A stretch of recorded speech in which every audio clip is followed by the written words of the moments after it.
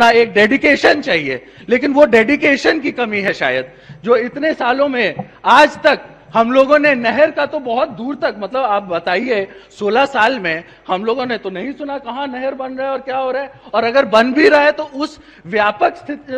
उसमें नहीं, पैमाने पे नहीं बन रहा है जिस हिसाब से बिहार को जरूरत है। क्योंकि नहर जब बनेंगे तो मेरा यह मानना है कि बाढ़ की समस्या कम होगी, और साथ ही साथ इतनी सारी नदी होने के बावजूद हम लोग बिजली के मामले में हम लोगों को जो है बाहर से बिजली लेना पड़ता है। आज शायद पूरे भारत में सबसे ज्यादा अगर महंगा बिजली कहीं मिल रहा है तो उसमें से एक जगह बिहार भी है। हमारे पास संसाधनों की कमी नहीं है, हम बस इतना ही कहना चाहेंगे कि अगर इन सभी नदियों पे अगर ढंग से हम लोग पानी से बिजली जो बनाई जाती है उसके ऊपर अगर हम लोग थोड़ा सा काम करेंगे तो हमको लगता है कि बिहार सिर्फ बिजली बनाएगा नहीं, बल्कि साइड के जो हमारे पड़ोसी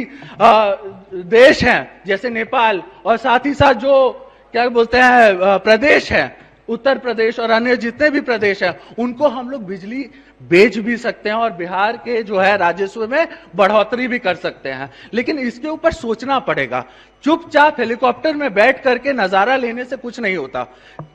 चीजें तब सही होती हैं जब उस पर काम हो, और काम होने में बस आप लोगों को इतना ही मैं कहूंगा, हम लोग तो ऑपोजिशन के लोग हैं, हम लोग तो चिल्लाते रहेंगे, लेकिन आपके हाथ में जब ये बात आई है तो आपके ऊपर ज्यादा रिस्पॉन्सिबिलिटी बनती है। और सबसे इंपॉर्टेंट बात यह है कि हम लोग आपको आईना दिखाएंगे, देखना तो आपको पड़ेगा। आज शायद हम लोग बहुत सारी बातें करते हैं, कौन से दरवाजे से यह सरकार बनी है उसके ऊपर हम नहीं जाएंगे, लेकिन जब यह सरकार बन गई है तो कम से कम काम तो हो, और आप लोग का रिस्पॉन्सिबिलिटी बनता है। साथ ही साथ मैं ये बोलना चाहूंगा कि हम लोगों का जो एड एजेंसी बनाया गया है पूरे बिहार में, कि एक काम होता नहीं है उसके ऊपर प्रचार ज्यादा होता है, चाहे नल जल योजना हो या फिर जो भी योजना सरकार के तरफ आती है। नल जल योजना किसी से छुपाई हुई बात नहीं है कि कितना उसमें धांधली हुआ व्यापक स्तर पे, लेकिन उसके ऊपर कोई भी जो है पूछताछ नहीं हुआ जिस तरीके से होना चाहिए। मैं इस सरकार को चैलेंज देता हूं, ये जनता आपको चैलेंज देती है, मैं नहीं, ये जनता आपको चैलेंज देती है कि जितनी भी आगे पीछे ये बातें हुई हैं, जो भी धांधली हुई है, उसके ऊपर आप लोग जांच कमेटी बैठाइए। और साथ ही साथ मैं ये भी बताना चाहूंगा, क्योंकि मैं शिवहर से आता हूं, तो शिवहर में पिछले बार जब बाढ़ आया तो उधर ऑलरेडी एक बेलवा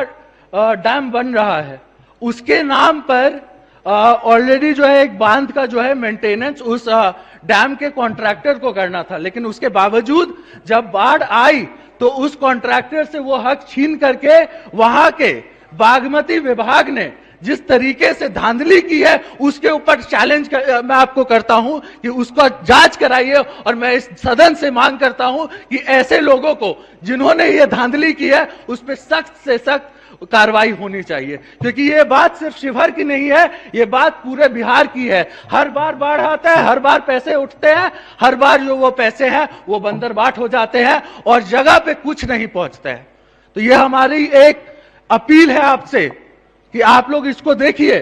वरना क्योंकि अगर हम लोग होते हैं और हमारी सरकार होती तो हमको लगता है कि हम लोगों को इतना बोलने की भी जरूरत नहीं पड़ती।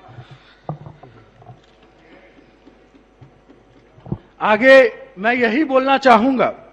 कि ये जो पूरे व्यापक तौर पे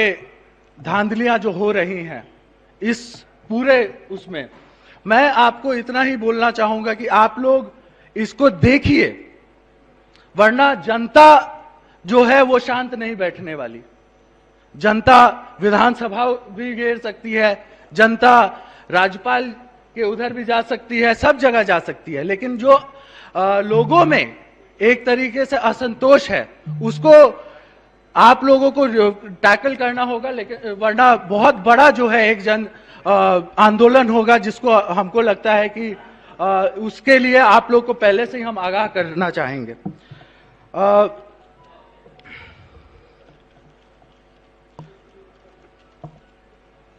मैं आखिर में अपनी 2-3 बातें रखना चाहूंगा कि आज हम लोग जैसे बात कर रहे हैं कि कौन से मंत्री कहां से बने और कौन से एरिया को कितना मिला, ये डेटा वाइज आपको अगर होगा, मैं डेटा वाइज भी दे सकता हूं कि जो जिस जगह का मंत्री होता है उतना ज्यादा पैसा उधर जाता है, और बाकी सब जगह जो है अपने आप को कहीं ना कहीं सोचता है कि हमारे यहाँ भी कुछ पैसा आना चाहिए था, हमारे यहाँ भी काम बहुत है, हमें भी काम चाहिए, लेकिन उसके बावजूद जो है काम नहीं हो पाता। और दुर्भाग्य है, आज बड़ा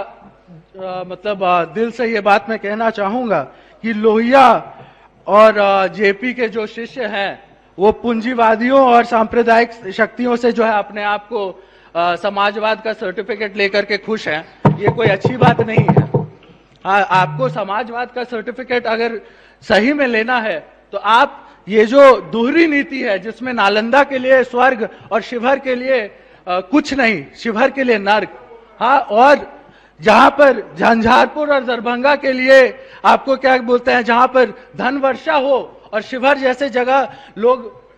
विकास के लिए ललाहित हों, वैसे नीति से आप लोगों को उठना होगा और इस नीति को छोड़ना होगा।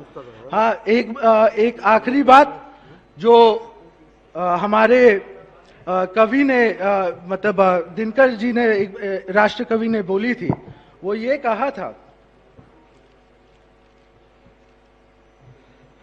जब तक सुख भाग न नरका सम हो, नहीं किसी का बहुत ना ही किसी का कम हो।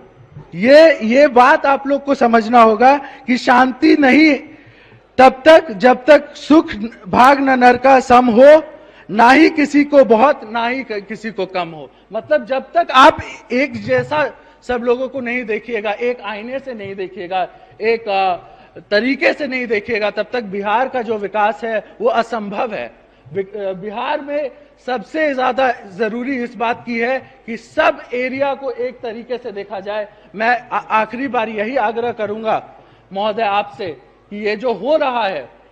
ये जो जिस तरीके से हर बार हम लोगों का बजट लाया जाता है और बजट में सबसे ज्यादा हिस्सेदारी लोगों के अपने गृह क्षेत्र की हो जाती है, इससे हमें बचने की जरूरत है। और साथ ही साथ ये मैं बोलना चाहूंगा कि ऐसा जो हो रहा है, सब लोगों को मैं आगाह करना चाहता हूं कि कोई नालंदा का मंत्री नहीं है, कोई झंझारपुर का मंत्री नहीं है, कोई दरभंगा का मंत्री नहीं है, मंत्री सब बिहार के हैं, तो बिहार की बात होनी चाहिए। इतना ही बोल करके मैं अपनी बात को अब समाप्त करता हूं।